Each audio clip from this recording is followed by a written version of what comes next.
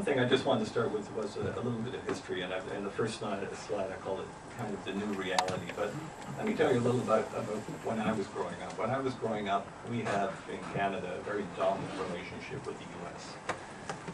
The numbers, when I went to school at U of T, 85% of our trade was bilateral trade with the U.S. So in some sense, we were a trading nation, but we were a trading nation in the North American platform. And even today, 75% of trade is all with the U.S. So again, you can see that we've had, and in fact, the U.S. being the largest, consuming country in the world, we've had it very fortunate. And I'll say this in a couple of places. We, like Australia, are a bit of a lucky country. Geographically, we couldn't be better situated. We were situated right next continuous to the border. Anything we wanted to sell, we simply trucked it over to the border and sold it. Now, things are changing. And things are changing actually fairly quickly. We know in the last 4 or 5 years we've seen the economic turbulence, call it that. We know that the prospects for the U.S. are now far less robust than they were, say, 5 years ago. We know that the situation in Europe is much more complicated. And what we're finding right now, of course, is that, and being a risk manager, we're all risk managers, there's been resurgence of interest in terms of should we be looking to engage more fully abroad, and particularly that means Asia. So what we're looking at right now is what's the possibility of Canada developing a more robust relationship with Asia? And I should tell you, when you read the IMF reports and so on, which we certainly do closely, the statistics jump out in terms of the robustness of Asia. Half of all global growth over the last 5 years has been Asian-based. And the IMF, and they were just in the papers again projecting forward, at least half of all global growth is going to be U.S.-based, I should say, Asian-based going forward. So again, if you're looking for growth prospects, you really have to look to Asia. And I think this has been a kind of a changing mindset in Canada that we're now becoming more and more familiar with. For those of you who have a little sheet here, Canadians love to talk in terms of hockey analogies. So I put the hockey analogy, Wayne Gretzky, who arguably is our greatest hockey player, has always said, skate to where the puck is going to be, not to where the puck is. So again, the analogy being, look ahead, figure out where the growth prospects are, and position yourself to take advantage of those prospects. And again, I think this is something that we're trying to do in Canada increasingly. Next slide is more or less just to give you a sense of how we came through the economic turbulence of the last couple of years. And this is something that resonates very much with the way Singapore came through the same as well. We were in a relatively strong fiscal position, much like Singapore is, and is.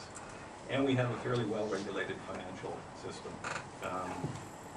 We often judge ourselves, we talk about where we are in the G7, because the G7 composes still, I think, for almost half, 45% of all global GDP. So among the G7, we were the last country into the recession. We were the first country out of the recession. We had the shallowest dip of all the countries, and we were the first to restore ourselves to where we started, so to pre-crisis levels. And that's important because it tells you how we position ourselves and where we're in a position to go going forward. So again, I think we've weathered that downturn fairly well. We've just had the budget come down. It came down just a couple of weeks ago. And in that budget, the growth prospects, and you look at the growth prospects for Europe, are pretty well flat in the coming year. Canada is about 2% next year, this year about 2%, next year about 2.5%. So again, we're trundling along, not doing too badly. The caveat that everyone puts on this, of course, is the catastrophe scenario. If there's a meltdown in the U.S. or a meltdown in Europe, things will change fairly dramatically. But so far as we can see right now, I think we're still relatively in a relatively good position going forward. Again, so we don't have to cope with a lot of volatility in terms of how we plan what we want to do geopolitically in the rest of the world. Next, I just wanted to talk a little bit about our fiscal strength, because we've actually had a very interesting fiscal story on the government side. And it replicates, I've often said, the Canadian situation is not that much different than the Greek situation 15, 20 years ago. We had a situation back in the early 1990s, not that long ago, 20 years ago, in which our debt to GDP ratio, which everyone focuses on now as the measure of indebtedness and the fragility of the economies, was going up and up and up. And we had exceeded 75%. We weren't nearly at the levels you see now, which are often approaching 100% or over 100%. But we had moved up regularly from 40 to 50 to 60 to 70, headed for 80. And in financial markets, people were talking about the Canadian dollar as the northern peso. And that's something we didn't want to hear. So anyway, what we decided to do is to take a very rigorous adjustment package. So what we did was we brought in the sort of packages that you're seeing now throughout the world. Very draconian cuts. We cut government spending, we raised taxes, we did all the things which engenders a great deal more austerity. And by dint of that, and by dint of growing our GDP, reducing all our expenditures, we were able to actually bring in, it's a very painful process, I should tell you, it took us 15 years, but we were able to bring our debt to GDP ratio down from 70 to 60 to 50 to 40 to under 30. And why that's important is because when we went into the economic downturn a few years ago, we went in from a relatively strong position. So we were able to, as Singapore did, we were able to spend in order to mitigate some of this economic trauma because we weren't hugely indebted. And one of the other bright spots on this is you find that because you're not hugely indebted, that the spending that you do is in some sense self-correcting. And so the growth that we've had in GDP and the growth that we're projecting going forward of 2 and 2.5% is again going to bring these numbers down. So we anticipate by 2015, another 3 years down the road, we'll be again in balance, and we'll be looking at a debt to GDP ratio back under 30%. And that's a huge, huge legacy. That's a huge, huge advantage going forward to have a low debt burden. There are a few countries, Singapore is one of them, and Australia and ourselves and a few others, but that really does put us in the catbird seat. It puts us in a very, very good position going forward to absorb any surprises or shocks. And gives us a lot of latitude, government a lot of latitude in what it wants to do and spend its financing money. I should also tell you that our banks, like the Singaporean banks, are very strong. And one of the reasons that our debt to GDP ratio and our fiscal situation is so good is because we didn't have to bail out any of our banks. None of our banks lost a penny in the downturn. They all remained profitable. So again, that was a huge, huge plus for us going forward. And just to again talk very briefly about the financial strength that we have in Canada, the World Economic Forum, which is a forum that tends to pronounce on the strength of the financial system for the last 3 or 4 years, has said that Canada has the strongest financial system in the world, the strongest banks in the world. And Global Finance Magazine, which is sort of the arbiter of these sort of things, has said as well that much like the 3 Singaporean banks, all 6 of Canada's banks are among the top 50 safest banks in the world. So again, we remain on a fairly strong footing. If we did have to bail out the banks, we would find ourselves again fighting a war on 2 fronts. So what we want to do is avoid a situation in which we've been successful so far, in which we have to spend a lot of money on expenditures which could also be used for promoting trade and other initiatives elsewhere in the world. Let me just talk about our resource strengths in Canada.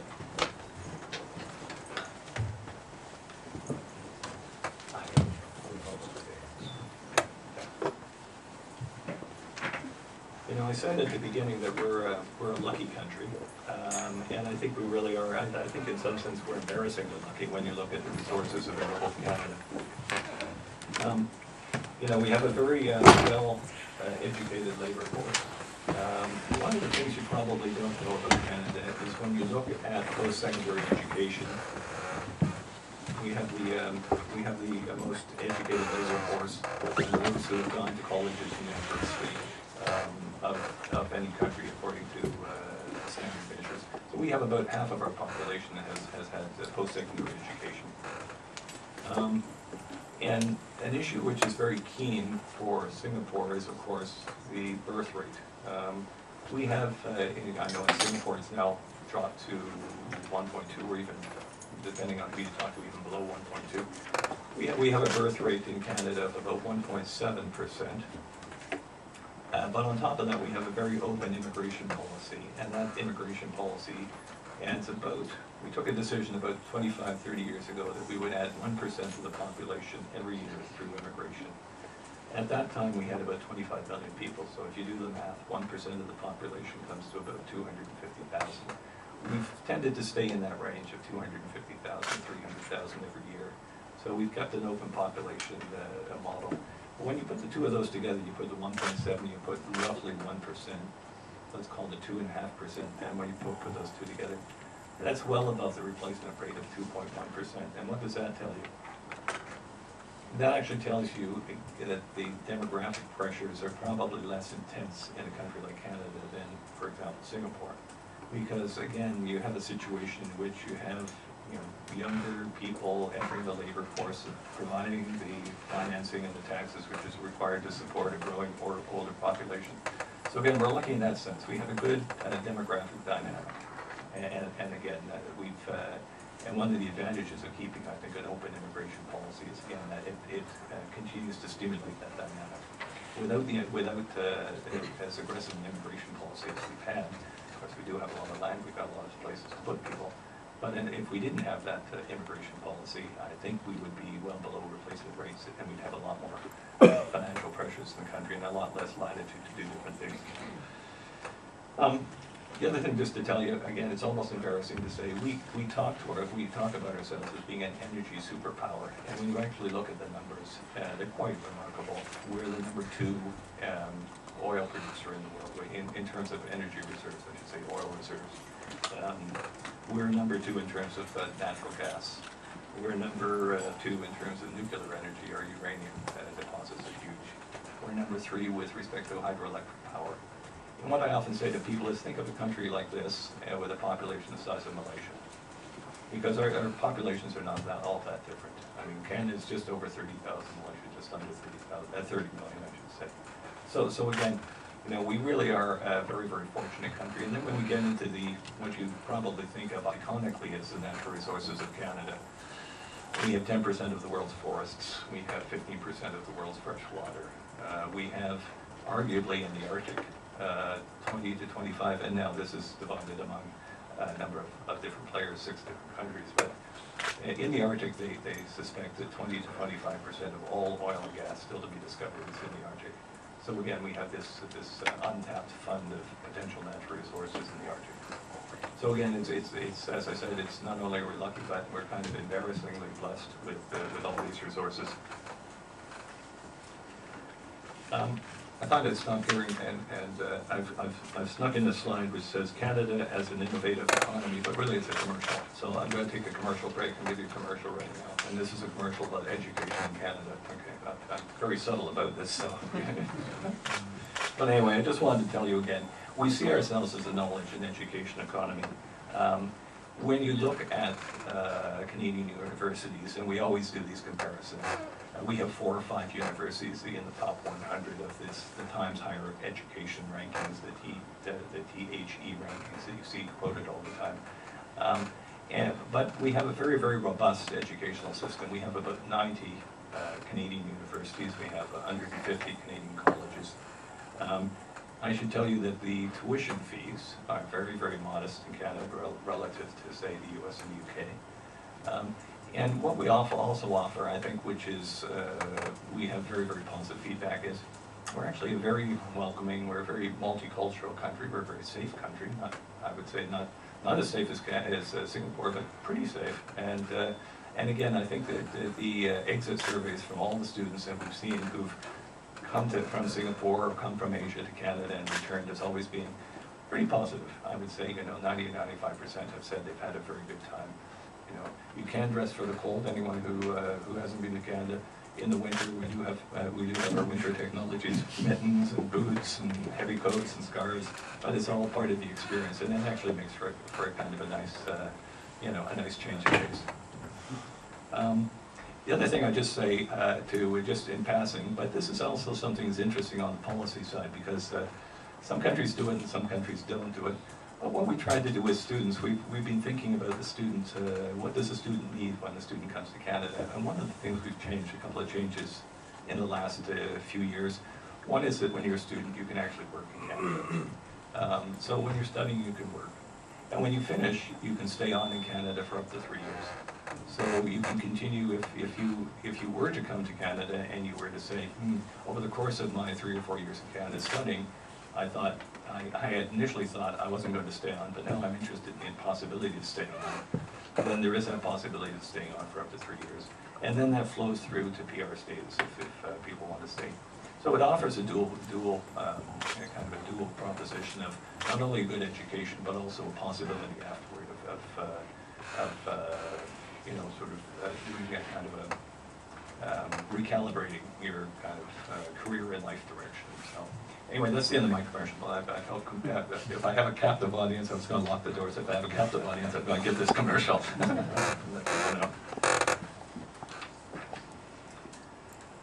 Let me just talk a little bit about, again, the value proposition of Canada, because again, this is a two-way relationship between Asia and Canada and so on. What is the plus in Canada? And again, I think I'll go through this very quickly, but again, we have very low corporate tax rates, not quite as low as Singapore, but quite low. They're down to 25%. And again, I should tell you that we are a very large market, and when we're trying to attract Asian investors, we do tell them again that we're the 8th largest market, sitting beside the 1st largest market, and with our free trade agreements and so on. Again, that there's full access to the Mexican, the U.S., and the Canadian markets. Now, the relationship, again, the relationship here in Singapore, I just wanted to talk a little bit about. People often ask, what's the Canadian footprint like in Singapore? And here I should tell you, when I first arrived here, we had about 90 Canadian companies, 90 Canadian companies here. And over the course of the last, I've been here 3.5 years now, we've added now, we're about 130, 140 companies. So again, this sort of Asian priority of Canada is, you can see the growing interest in Canada at the corporate level and coming and locating. Companies do see Singapore very much as a hub, and we often get companies who will come here and say, should I locate in Hong Kong? Should I locate in Singapore? Should I locate elsewhere in the region? But I think Singapore actually makes a very compelling case. So again, we have a lot of Canadian companies who come here and decide they want to locate in Singapore. We do about $1 billion worth of trade in exports, $1 billion worth of trade in imports, and I'll be candid with you, I think we should do a lot more than that. That makes us about the 25th largest trading partner, which is kind of embarrassingly small. But I'm hoping as Canadians kind of discover, and Canadian companies discover more the available opportunities in Asia, that those numbers are going to go up fairly significantly. We do have a fair bit of investment both ways. We have $4 or $5 billion here in Singapore. Singapore all in, if you look at the sovereign wealth funds and others, probably have $12 or $15 billion invested in Canada. But again, so that serves as a basis of a fairly robust relationship going forward on the investment side.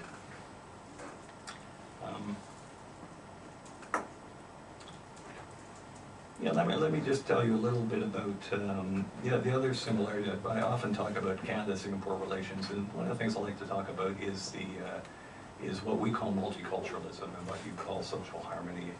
And I think again, there's a lot of in the relationship between the two countries and the two areas. I think you'll find there's a lot of similarities. We like to talk about Canada celebrating unity and diversity. And I've actually heard that used in Singapore increasingly as well. And this again is something that we believe very firmly in. We have, as I said, very open immigration policies. We're not a melting pot. And when you look at the numbers in Canada, you find that you tend to think of the English-French as being the two founding nationalities, but we're actually very, very multicultural. We have about, when you do the census, about 1 million people in Canada who say that their mother tongue isn't English or French, it's Chinese. We have about 1 million people who are of Indian descent, first generation. When you look at countries, and we're very proud, or if you look at cities, when you look at, I was born in Toronto, when you look at Toronto, or you look at Vancouver, it's quite astonishing that you'll find that half the people living in those countries, in those cities, were not born in the country. They were immigrants. So again, we're a very, I think we're a very, still very much of a immigrant society. And I like to think, we're a social experiment that seems to be working. I think we're one of the most multicultural countries in the world, if not the most multicultural country in the world. And as we said before, we tend to be a fairly safe, welcoming, warm country. So I think by and large we're doing things right. I stop here because I was going to tell you 2 jokes. I'll tell you one, and if you don't laugh, I won't tell you the other one. But the first I was going to talk to you, but then this is someone told me this joke a couple of months ago. I've only used it once, so I'm not sure if it's a good joke or not, but anyway, I'll tell you anyway. Canada sees themselves very much, Canadians see themselves again as a very kind of, we're a social experiment that works. We are warm, we're welcoming, we're respectful people, and so on. So someone told me the joke, okay, how do you get 20 Canadians out of a swimming pool? I won't keep you suspended too long. The answer is you say, would you please get out of the swimming pool? We tend to be pretty respectful. Second joke, just to tell you very briefly. We like Singapore. I've often, when I arrived here in Singapore, I said that they asked what's Canada's niche in the world, and I said, well, one of our niches is that we tend to be bridge builders. We tend to sort of be the glue that binds and consensus builders in the relationship between the United States and Europe, because we have a foot in both camps and we can see how things work, and we tend to be able to translate from one and the other, different positions. And I said in Singapore, I think makes the same case. Singapore has the ability to see Asia, and has the ability to see, for example, North America and the U.S. and be able to translate. So a lot for just for a very short joke. The joke is, why did the Canadian cross the road? And the answer in Canadian terms is to get to the middle. So anyway, that's a political science joke, I think. Anyway. But anyway, let me just... Love to be on the side. We never get that far. Anyway, let me continue just two quick, the last 2 quick slides here, just to give you a sense here. So what does all this mean? I guess this means that, as I told you before, we have a very long historical tradition in North America and in Europe, and I think we're only now beginning to discover Asia. We do some trade, but perhaps not as much as we would like to do, but I think that's all growing. And here when we talk about economic engagement, there's a few things which are happening now which I think are quite positive. Like many other countries, although it took us a little while to do it, we have become much more engaged in ASEAN. We now have an ASEAN ambassador. We've had an ASEAN ambassador out of Jakarta now for the last 2.5 years. If you've been reading some of the international press, and if you're creatures of free trade agreements, you'll see that again, after a long hiatus, Canada is now beginning to initiate quite a number of free trade agreements in this area. So we have initiated agreements with India, with Japan, with Thailand, and we're in discussions with China and so on. So again, to open that economic engagement in this part of the world. The Trans-Pacific Partnership is also something which is, again, becoming a building block. We see it as a building block to an FTA for the Asia Pacific. Again, our Prime Minister has said last November, Canada wants to be part of this. It took us a while to get to that point, but we're there now, and so we're looking to see if we can participate as quickly as possible in this. So again, that's an amalgamation of 8 different countries. Currently, 5 of them are Asian countries, and again, this again would increase the engagement we see with Asia. And finally, just to on the defense security side, to tell you a little that we're actively looking at potential membership in the East Asia Summit. So again, this is another sort of very big building block when we look at APEC, which we're a long-standing member in. When we look at the TPP and the developments there, and then we look at the Asia Summit and where that may be heading. You know, this again is a forum where Canada thinks it can bring value, and we're looking again at potential membership. And the final thing I'd say in terms is that on the political engagement front, and I think this is perhaps an interesting barometer of Canada's engagement in the region. It's great to sign all these agreements and work toward these agreements, but where the rubber often meets the road on the political side is when your leaders actually get on a plane and come over to meet leaders on this side of the world. And I must say our record has been a little bit uneven in that regard over the last 5 years. But I think we're quite encouraged by the fact that our Prime Minister has now been in Asia 3 times in the last year. Our Governor General was here for he chose for his first official state visit when he became Governor General to come to Southeast Asia. So we had him here for 3 days in Singapore, and then he went to Malaysia and he went to Vietnam. I thought that was a very strong signal in terms of interest. We've had our foreign minister here. He made his first visit, the first time ever a foreign minister from Canada has gone to Burma, Myanmar. So he was there just a few months ago, and they're actively back in headquarters monitoring the situation as everyone else is. And again, our trade minister, Ed Fast, has been working very closely to sort of build trading relationships. We have a Canada-China Business Council, which he's encouraged to continue to grow and blossom. We also have a kind of Canada-India Business Council, and right now we're working here in Singapore and putting a Canada-ASEAN Business Council up and running, which we hope will be up and running in the next couple of months. So anyway, let me just leave it there and say, again, I would look at this as a fairly optimistic, we're trying to be realistic about it, but an optimistic scenario going forward. I think we do have a lot more engagement in the region than certainly we had 5 years ago. We have no illusions that this is something like a toggle switch it's off on. I think this is something that grows progressively year by year, and it takes a lot of engagement and continued effort. But I'm hopeful looking down the road 3 to 5 years, we're going to be in a much stronger position with our relationship in Asia than we are now. And I think now we're much stronger than we were 3 to 5 years before. So anyway, let me leave it there, and I'm happy to take any questions. Thanks. Well, thank you, David, for a very comprehensive account of how Canada has organized itself, and also how Canada relates to the rest of the world, in particular Asia. The floor is now open for Q&A. We have about 25 to 30 minutes for it.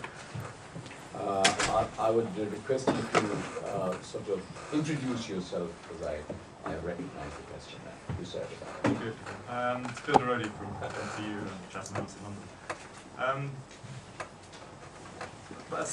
As the Chair said, a very comprehensive overview of Canada. I was just wondering, though, that the flip side of promoting robust interests and wanting to be seen as the international mediator is that very often it's the interests of others that end up determining you.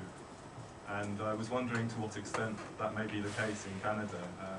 Keystone XL pipeline springs to mind as, essentially that will be determined after the American presidential election, because no election candidate wants to upset the Green movement in advance of that. So very important developments for Canada are shaped by those who play out their interests more robustly externally, and I was wondering whether you see that as a problem. Yeah, question. Yeah, I'll just maybe easier just to take them one at a time. Actually, you've got 2 questions there which are sort of interesting. The first is, you're absolutely right. We see ourselves, as Singapore does, I think, we see ourselves as consensus builders and bridge builders, compromise finders, and things like that. The reason we see this is because we, I think, realistically say Canada is a big, medium-sized power, not a big power. And we think that the advantage that we have lays in a robust international multilateral system. So if you ask where our efforts go into, I think it's to keep a well-functioning multilateral system with a rules-based system going forward. We think that serves our interest and serves almost every other country's interest much better than trying to go it alone and trying and seek advantages. So I think what we're willing to lose on some and gain on others, because we think net we wind up in a better position if we have a well-functioning system. So we're certainly willing to take hits on certain things. So on the consensus side, no, you're absolutely right. We won't win every issue, and we don't look at every issue as every issue has to be won. I think, though, if we can continue to support a well-functioning international system, then we are probably, in the long run, going to be better off in Canada and most other countries. So I think that's where we kind of put our efforts. Keystone is an interesting issue. You raised that as well. But here again, this goes to the vagaries of the political system. I mean, we're under no illusions. It doesn't necessarily, it happens all the time. We might have environmental assessments in Canada which slow things up with Native peoples. We may have a mayor in Nebraska who says, I don't want the pipeline to go across my state. We might have the same problems in Louisiana, who knows, further down the road with respect to something else. It's just, you have to find workarounds internationally, and so I think, what we're looking at is again, none of this is the toggle switch off on. All of this is very complicated negotiations. Sometimes it takes you in a direction you hadn't anticipated. I think the Keystone pipeline debate, and for those of you who don't know, Canada was we have a major pipeline that we were building to the U.S. For $6 or $8 billion, which was going to take quite a bit of oil from Canada down to the U.S. and increase our market in the U.S. One state in particular has said that they don't want the pipeline built, and so that slowed up everything until certainly after this election. But what that's opened up is a discussion in Canada, which I think is a very healthy discussion in terms of diversification of our energy policy. And it's given new impetus to the Northern Gateway pipeline, which would be the Cannabis, which would actually be a potential game changer with respect to our relationship with Asia, because we would be sending oil and natural gas west rather than, am my compass correct? West rather than south. And again, with markets and certainly in the area of natural gas, a market which would have a much higher pricing system right now. Natural gas isn't the liquefied natural gas. Is a more fragmented market. So anyway, the short of this is just simply to say that this would open up the possibility of a much more differentiated energy policy than Canada has had in the past. And I think a lot of Canadians think going forward, looking at all the risks involved in putting all your, or most of your eggs in one basket. Currently we sell $100 billion worth of energy to the U.S., $5 billion worth of energy to Asia. If we could rebalance slightly, I think that would be something that would be a net good, I think, for the country. Not to say that we just want to discourage sales to the U.S., but I think we should differentiate and diversify our production and our distribution. So you're from ISAS here. After India got an exemption from the Nuclear Suppliers Group guidelines, there was something like a civil nuclear rush towards India. Countries like France, Russia, and to some extent even South Korea right now from Asia.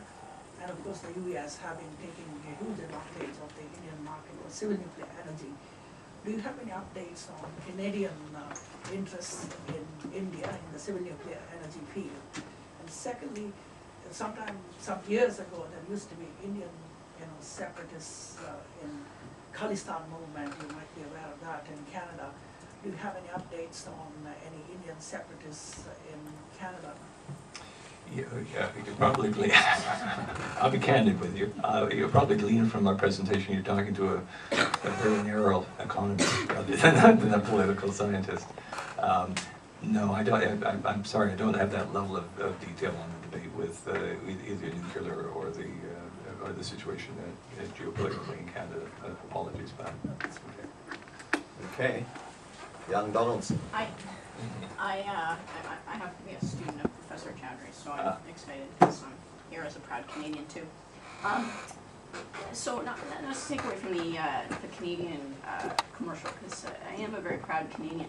But if we're talking about the environment, the Keystone Pipeline, you know, the issues with the Alberta oil sands, and Lisa's actually in the oil business, so you might not agree. But anyway, the thing is, you know, I just wrote a paper on this.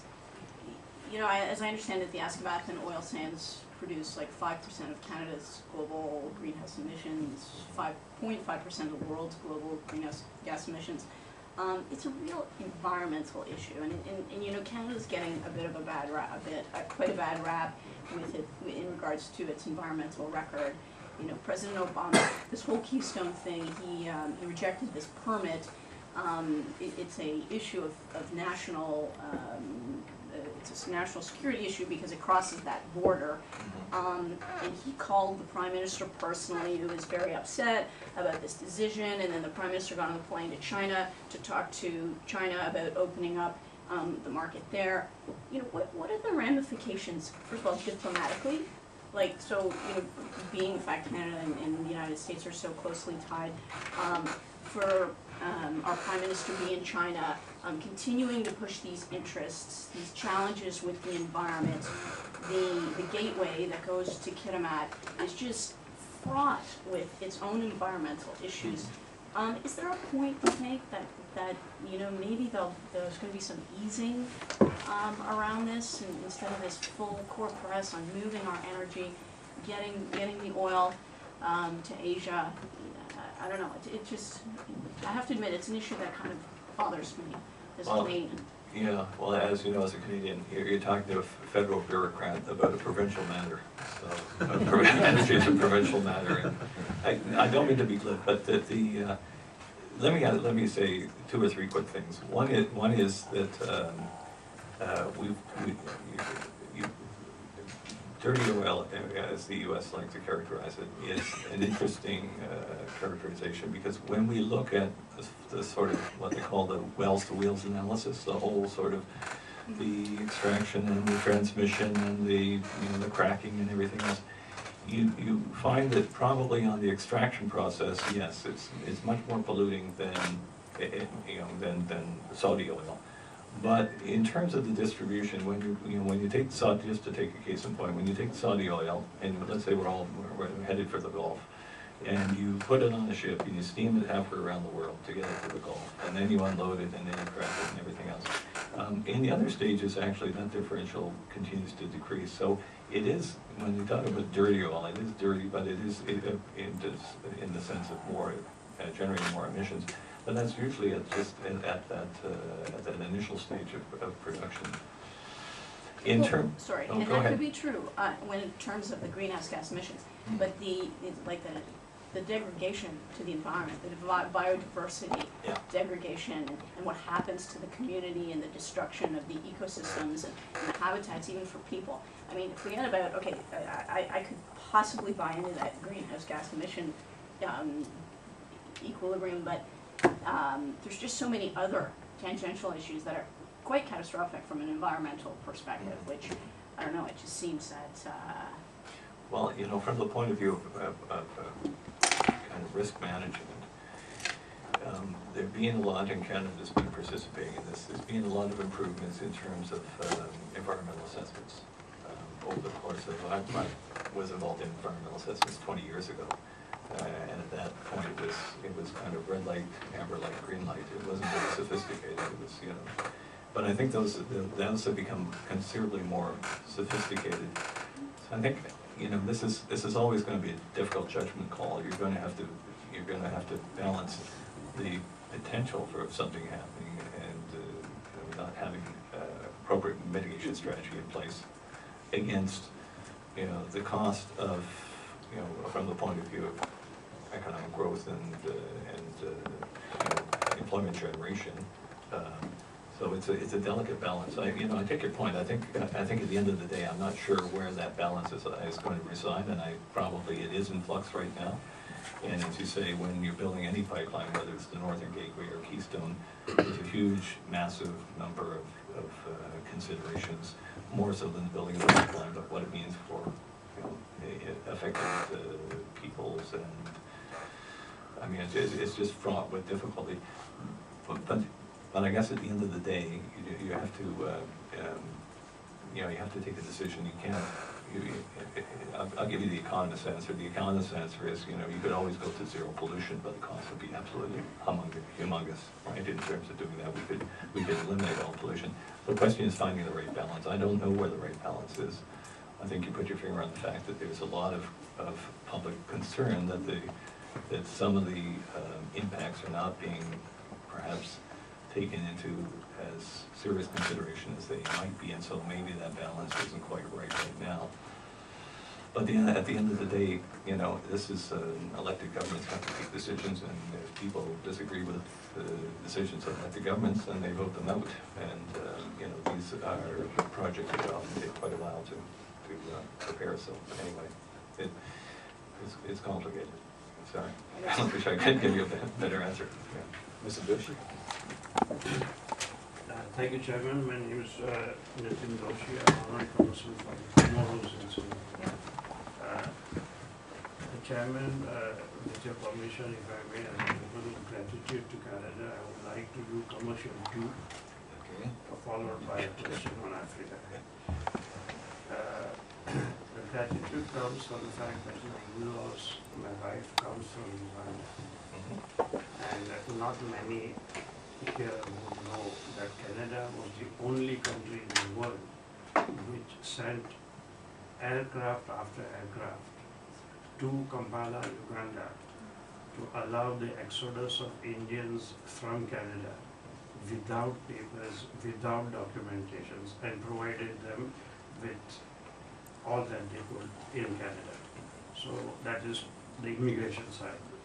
On the education side, again, gratitude, because I've spent some months of my life at one of the most beautiful places on earth, the BAV School of Advanced Management, and yes, the education was good. The question is about when will Canada change its African priorities?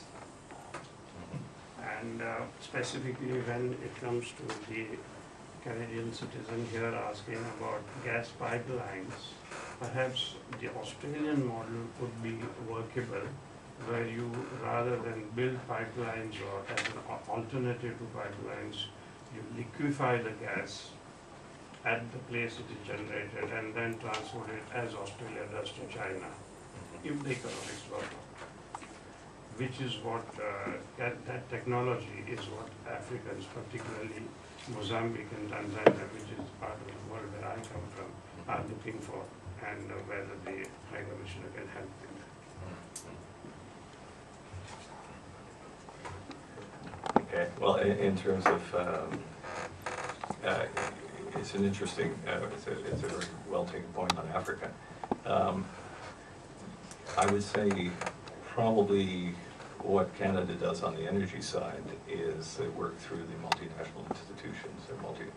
And here I'm thinking, I spent a few years, as you saw from my CV, at the World Bank, and I know the Asian Bank well and the World Bank well, and we're strong supporters of these multilateral institutions, the IFIs. In terms of, I don't know if Canadian technology in Africa is going to be transported, in terms of improving energy grids and so on and so forth, but I think certainly energy is critical to development, and so I'm certain that we would be more than happy to work through these institutions in cooperation with other donors on any kind of energy projects which seem to be reasonable. So, If I may, I'll communicate with you. okay, sure. Yeah, the other thing is, if I can make 2 points on this, the LNG, I mean, that's an expensive process, isn't it? I mean, that's what Qatar does.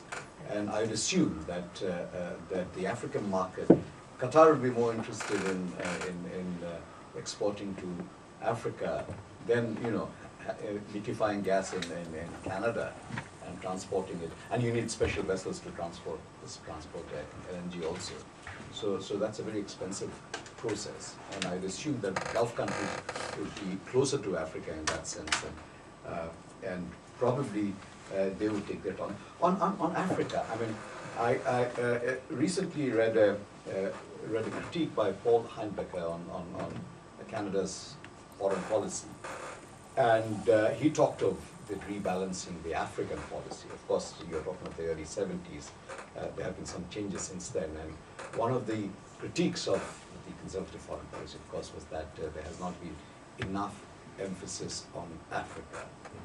And earlier on, before you talked about the United Nations, and part of that was expressed as an analysis of why it was Portugal rather than Canada who made it. But anyway, I mean, like everything, you know, you said somewhere that everything is evolving, and I'm sure policies towards Africa is also evolving. And someday you'll have the right kind of equilibrium or balance. Well, yes, sir. Apart from oil and gas and education, what other actors of trade in goods and services would Canada be looking to increase between Canada and Asia? Well, you know, we have, well, thanks for that. We have a whole range of what we call priority sectors. But what we find in Singapore actually is and ideas, the various trade shows here in Singapore actually mirror a lot of the priority sectors that we have. You have coming up the communication, which is the information technology show. We do a lot of trade in information technology. RIM, for example, as you know, is a company. So we have, and typically we have 7 or 8 companies come to the show. We do a lot with water and water management. You have the Singapore International Water Week here. We do a lot with respect to energy. You have Singapore International Energy Week. Food, of course, agricultural. We do a lot with food and hotel Asia. We get across the range of products that we have, I think. We do a lot with the Singapore Air Show. For example, we had 40 companies here. Bombardier is the 3rd largest airplane producer in the world. Again, these are areas. Strangely, we probably are characterized as an agricultural nation, but most of our trade is actually high tech. Thanks. Yes, sir. Hey there, I'm Joel Cody from ISAS. You talked about Canada wanting to join the East Asia Summit. What are the drivers behind that? I mean, Russia and America are two big countries. They're non-Asian. They're Russia kind of in there. Why does Canada want to? For defense reasons, but well, you know, I think it goes to the heart of what kind of a relationship we want to have with the region, and we could have a very narrow relationship, which would be an economic relationship. So we could say, well, we're just basically trading investment partners. And I think this is a debate which is worth having in Canada and is being had in Canada. I mean, we have long-standing, we participate in the Shangri-La dialogue and the defense dialogues and so on, and we've been a long-standing regional forum partner. But I think as part of the Canadian priorities to engage more fully in the region, and not to say that we're going to have boots on the ground in Asia, but I think that we could bring something to the table with respect to defense and security. And so I think that the basic question is: do you want to be strictly an economic partner, or do you want to be an economic, political / defense and security partner? And I think the thinking is that we haven't really grasped the nettle on that particular issue, but I think the thinking now increasingly is that let's look at what that would entail for Canada to actually occupy a seat and be a credible participant, and let's see if we can if we can meet those criteria. But at the end of the day, I think we're pragmatic. We need to bring something to the table, and I think this is the soul searching that we're doing right now: is what would we usefully bring to the table? I mean, we have mutual, we have training exercises, exchanges, and all the rest. But what's the value added on the political defense side? And there, I think there's still some hard questions to be asked on both sides. But I think it's healthy to have the dialogue to begin the discussion. Is this something that we should, rather than simply say, well, we really haven't invested the time or effort to think about it? So I think, again, this is part of the change in priority, is to begin examining those kind of questions, say, where is the value added, where's the value proposition of this, and should we be participating? So, no decisions yet, but I know the debate is going on at headquarters, and I think that's healthy that we're having a debate on that and a variety of other sort of elements of the relationship. Yvonne, did I see you? You mentioned Paul-Hein Becker just now. He also wrote an essay regarding Canada's position on Iran and Israel. How do you think that's going to play out in the future, in the near future?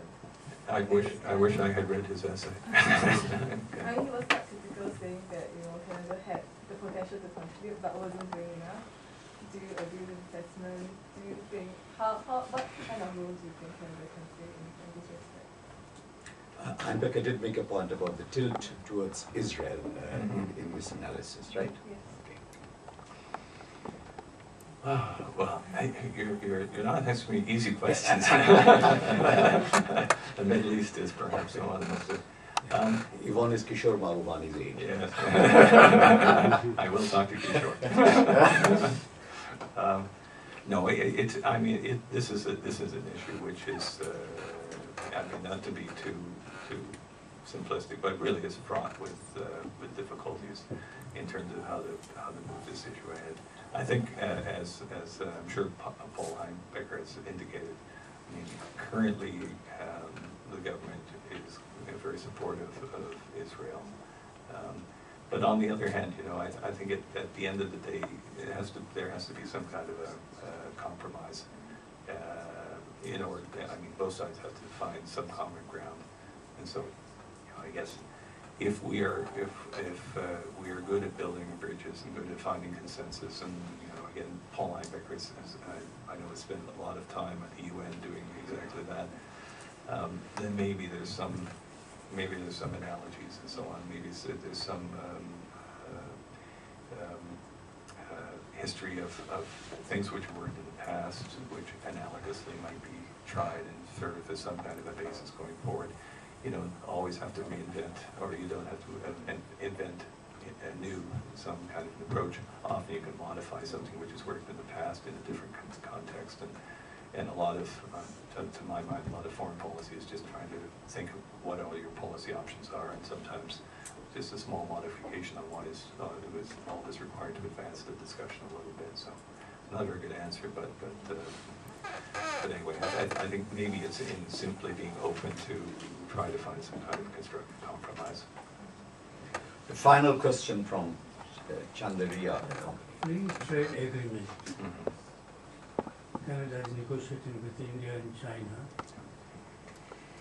What's the progress on the agreement still? Because I think I was told that last year we are just on the final stage of doing this, but still we haven't heard on that basis. What is the progress on that? Well, I think it was fairly clear from the outset that this is going to be a very long process, because it went through an exploratory stage initially, discussions. And as I understand it, I thought the deadline was the end of 2013. So we're probably about halfway there right now in terms of the initial, certainly with China, India. With Canada, India. With Canada, China, I think it's even less developed at this point. I think we're in the feasibility study stage. Would it be a good idea, get the negotiating teams together to see what kind of FTA that would be? Would that be goods only, which China is typically, and would that be goods and some services? How comprehensive would that be? All that has to be resolved. So, and it's I'm not a trade negotiator, but I've worked with a lot of trade negotiators, and it's a glacial process sometimes. It takes quite a while. Once it gets going, it can move quickly, but initially doing the scoping out and so on can be quite time consuming. So I think they've had a few rounds of discussions, but I'm sure this is going to be a fairly complicated discussion. Well, thank you, David.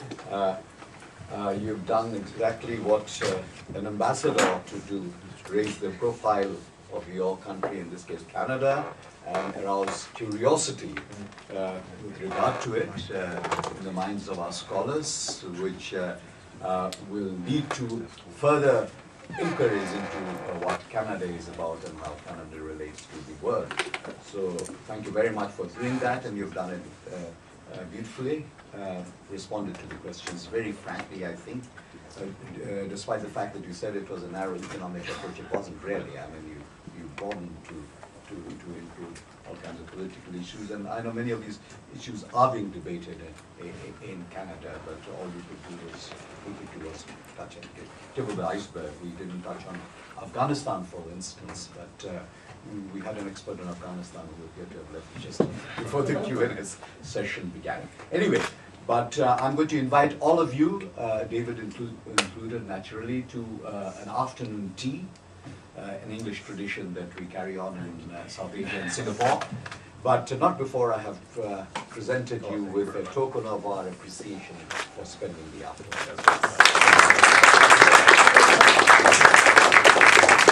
Two books,